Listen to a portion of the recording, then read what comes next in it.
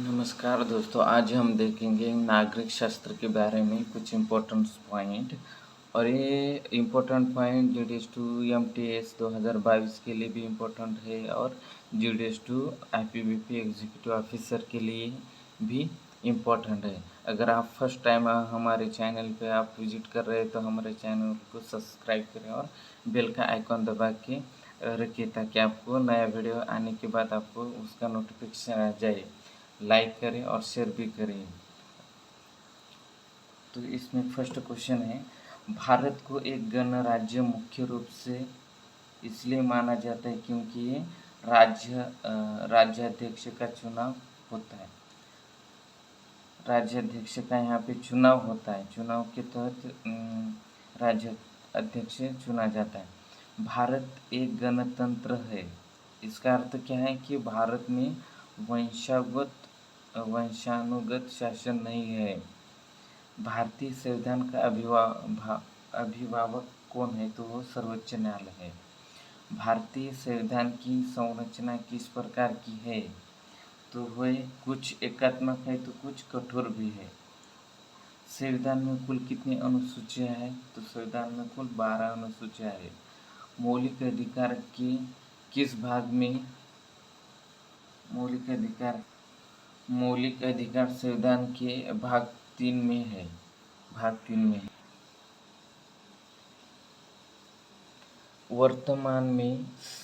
वर्तमान में नागरिकों को कुल कितने मूल अधिकार है प्रदान किए गए?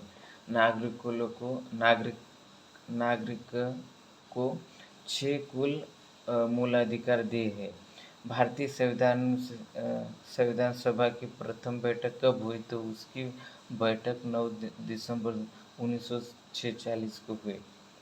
भारतीय सभा की प्रथम बैठक कब हुई थी? तो वो 9 दिसंबर 1946 को हुई। पुनर्गठन के फलस्वरूप वर्ष 1947 में संविधान सभा के सदस्यों की संख्या कितनी रह गई थी? तो और 299 थी। भारतीय संविधान में किस अधिनियम के ढांचे को स्वीकार किया गया है? भारत शासन अधिनियम 1935। इस अधिनियम के ढांचे को स्वीकार किया गया है। पहली बार राष्ट्रपति शासन कब लागू किया गया था? वो 20 जुलाई 1951 में शासन लागू किया गया था। 20 जुलाई 1951 में शासन लागू किया गया था। भारत को एक गणराज्य मुख्य रूप से माना जाता है क्योंकि राज्याध्यक्ष का चुनाव होता है। राज्याध्यक्ष का यहाँ पे चुनाव होता है। इसके वजह से संविधान की प्रस्तावनाओं में प्रयुक्त शब्द सेकुलर का अर्थ क्या है? सेकुलर का अर्थ है सभी। सेकुलर का अर्थ क्या है? तो सभी नागरिकों को धर्म एवं उपासना की स्वतंत्रता, ये सेकुलर का मीनिंग है। आगे, संविधान सभा द्वारा अंतिम रूप से पारित संविधान में कुल कितने अनुच्छेद तथा अनुसूचियां है? कुल कितने अनुच्छेद तथा अनुसूचियां है? तो वो है 395 अनुच्छेद, 395 अनुच्छेद और 8 अनुसूचियां है। संविधान के किस अनुच्छेद में, ठीक है, संविधान के किस अनुच्छेद में अंकित है कि इंडिया अर्थात भारत राज्यों का एक संघ होगा? तो ये अनुच्छेद 1 में है। ये अनुच्छेद 1 में है। अनुच्छेद 1 में है। ओके। संविधान के अनुच्छेद 1 में भारत को क्या कहा गया है? संविधान के अनुच्छेद 1 में भारत को क्या कहा गया है? तो राज्यों का संघ कहा गया है। ऊपर ही दिया है ना, क्या राज्यों का संघ कहा गया है। राज्यों का संघ। संविधान सभा का स्थायी अध्यक्ष कौन होता है? तो संविधान सभा का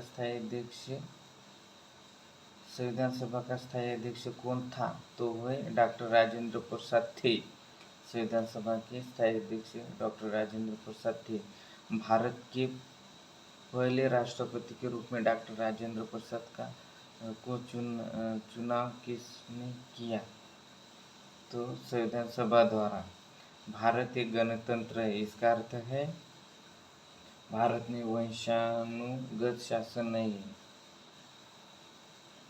निम्नलिखित में से कौन सा शब्द भारत के संविधान में की उद्देश्य में नहीं है? इसमें से लोक कल्याण ये नहीं है। प्रभुत्व संपन्न है, पंथ निरपेक्ष है और समाजवादी ये शब्द है। कल्याणकारी राज्य का उद्देश्य है क्या है? कल्याणकारी राज्य का उद्देश्य क्या है? तो है कमजोर वर्गों के कल्याण का प्रबंध करना है। ये कल्याणकारी राज्य का उद्देश्य है। वर्तमान में नवंबर 2016 में भारतीय संविधान में गणना की दृष्टि से कुल कितने भाग और अनुसूचियां हैं? तो भाग 12 है और 22 भाग है और 12 अनुसूचियां हैं। कितने? 22 भाग। वर्तमान में नवंबर 2016 में भारतीय संविधान में गणना की दृष्टि से कुल कितने भाग और अनुसूचियां हैं? कुल 22 भाग है और 12 अनुसूचियां हैं। वर्तमान में नवंबर 2016 में भारतीय संविधान में धाराओं की कुल संख्या कितनी है? टोटल धारा 448 है। टोटल धारा कितनी? 448 है। लोकसभा तथा राज्यसभा की संयुक्त बैठक कब होती है?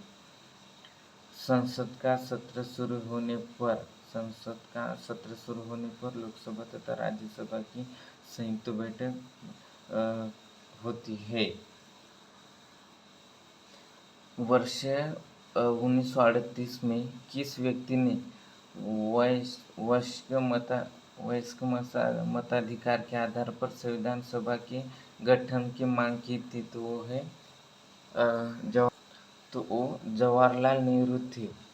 वर्ष 1942 में किस योजना के तहत यह स्वीकार किया गया कि भारत में एक निर्वाचित संविधान सभा का गठन होगा जो युद्धोपरांत संविधान का निर्माण करेगी? तो इसका आंसर है बी, क्रिप्स योजना। राज्यसभा के लिए नामित प्रथम फिल्म अभिनेत्री कौन थी? तो थी नरगिस दत्त। किसी क्षेत्र को अनुसूचित जाति और जनजाति क्षेत्र को घोषित करने का अधिकार किसे है? तो ये अधिकार राष्ट्रपति को है।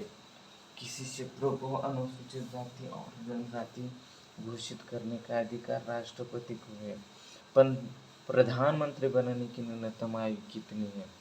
प्रधानमंत्री बनने की न्यूनतम आयु 25 वर्ष है। 25 वर्ष है। 1922 में निम्न में से किसके द्वारा यह उद्गार व्यक्त किया गया कि भारतीय संविधान भारतीयों की इच्छा अनुसार होगा? तो ये महात्मा गांधी ने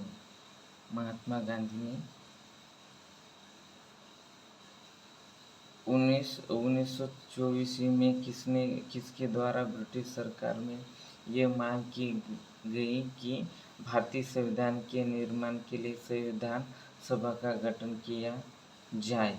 तो ये मोतीलाल नेहरू ने मांग की थी। मोतीलाल नेहरू ने इसकी मांग की थी। ठीक है। संविधान सभा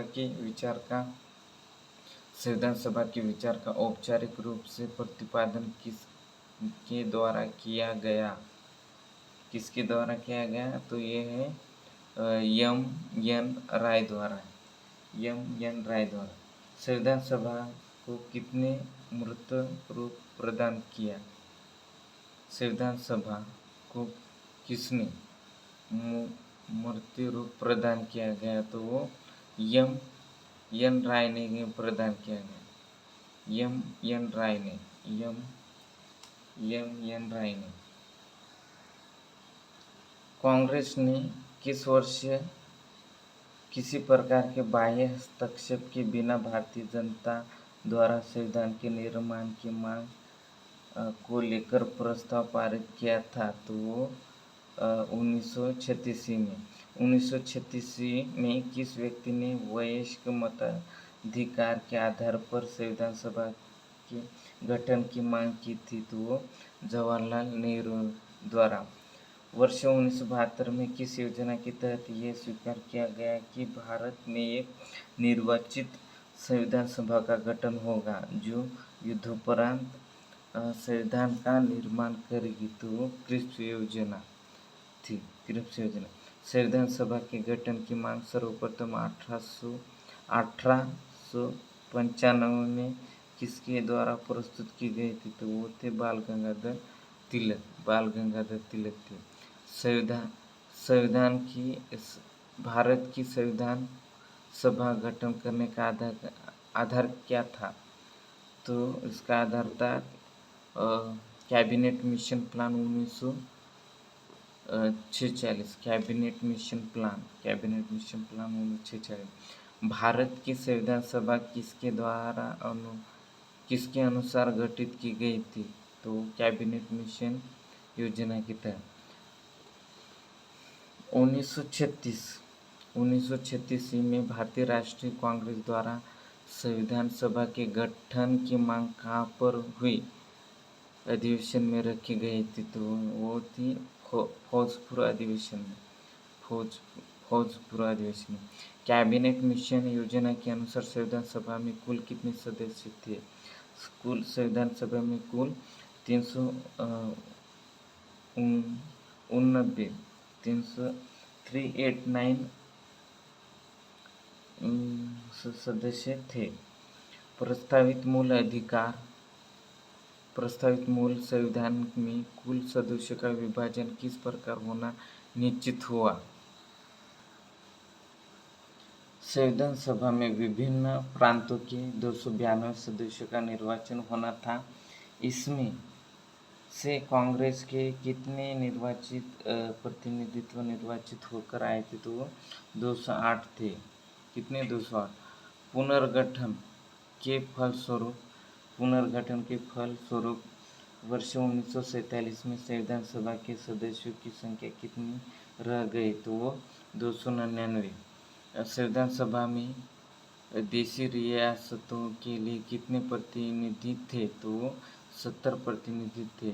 पुनर्गठित संविधान सभा में विभिन्न प्रांतों के लिए कितने प्रतिनिधित्व थे? तो वो 229 थे।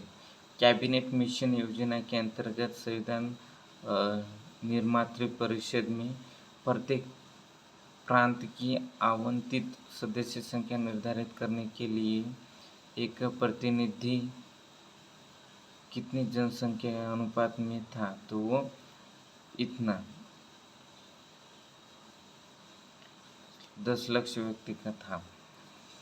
संविधान सभा के सदस्यों को निम्न में से किसके प्रत्यक्ष रूप से निर्वाचित किया? प्रांतों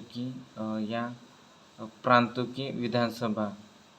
संविधान सभा के सदस्य को निम्न में से किस प्रत्यक्ष रूप से निर्वाचित किया? तो प्रांतों की विधानसभा। संविधान सभा में किस प्रांत का प्रतिनिधित्व सबसे अधिक था? तो संयुक्त प्रांत का प्रतिनिधित्व सबसे अधिक था। विधान सभा में किस देशी रियासत के प्रतिनिधि ने भाग नहीं लिया? तो हैदराबाद। भीमराव रामजी अंबेडकर का संविधान सभा में निर्वाचन कहाँ से हुआ? तो पश्चिम बंगाल से हुआ। मुस्लिम लीग ने किस कारण संविधान सभा का बहिष्कार किया था? तो मुस्लिम लीग मुसलमानों के लिए एक अलग संविधान सभा चाहती थी। इसी वजह से मुस्लिम लीग ने संविधान सभा का बहिष्कार किया था। संविधान सभा का चुनाव निम्न में से किस आधार पर हुआ? तो वर्गीय मताधिकार के आधार पर। संविधान सभा के सदस्य प्रतिनिधि कौन थे? तो जनता द्वारा अप्रत्यक्ष निर्वाचित थे। भारतीय संविधान निर्मात्री सभा प्रांतीय विधानसभाओं द्वारा परोक्ष रूप से और अनुपातिक प्रतिनिधित्व प्रणाली द्वारा चुनी गई थी। संविधान सभा को किसने बनाया था? तो संविधान सभा ने बनाया। भारतीय संविधान को किसने बनाया था? तो संविधान सभा ने। संविधान सभा के लिए चुनाव कब संपन्न हुआ? संपन्न 1946 में हुआ। संविधान सभा की चुनाव कब संपन्न हुआ? तो संविधान सभा का चुनाव 1946 में संपन्न हुआ। भारतीय संविधान सभा की स्थापना कब हुई? भारतीय संविधान सभा की स्थापना 9 दिसंबर 1946 में हुई। 9 दिसंबर 1946 में भारतीय सभा की स्थापना हुई। संविधान सभा का प्रथम अधिवेशन कहाँ हुआ था? प्रथम अधिवेशन दिल्ली में हुआ। दिल्ली में संविधान सभा का प्रथम अधिवेशन कहाँ हुआ था? दिल्ली में। संविधान सभा के उद्घाटन अधिवेशन की अध्यक्षता किसने की थी? तो सच्चिदानंद सिन्हा ने की थी। सच्चिदानंद सिन्हा ने। ठीक है। संविधान सभा का पहला सत्र कब संपन्न हुआ? तो पहला सत्र 9 दिसंबर 1946 को संपन्न हुआ। संविधान सभा के अस्थायी अध्यक्ष कौन थे? तो अस्थायी अध्यक्ष सच्चिदानंद सिन्हा थे। संविधान सभा के स्थायी अध्यक्ष कौन थे? तो डॉक्टर राजेंद्र प्रसाद अस्थायी अध्यक्ष थे। 11 दिसंबर 1946 को किस लिए संविधान सभा का स्थायी अध्यक्ष चुना गया था? तो वो डॉक्टर राजेंद्र प्रसाद। संविधान सभा का संवैधानिक सलाहकार किससे नियुक्त किया गया था? तो भीमराव रामजी अम्बेडकर साहब को नियुक्त किया गया था। संविधान सभा के चुने हुए स्थायी अध्यक्ष कौन थे? संविधान सभा के चुने हुए स्थायी अध्यक्ष कौन थे? तो थे डॉक्टर राजेंद्र प्रसाद। निम्नलिखित में से कौन संविधान सभा का अध्यक्ष नहीं था? तो एच बेग अध्यक्ष नहीं था। एच बेग अध्यक्ष नहीं था। संविधान के विभिन्न पहलू के अध्यक्ष हेतु संविधान सभा में कितनी समितियां नियुक्त की थी? वो 13 समिति थी। संविधान के विभिन्न पहलुओं में अध्यक्ष हेतु संविधान सभा में कितनी समितियां नियुक्त की थी? तो 13 थी।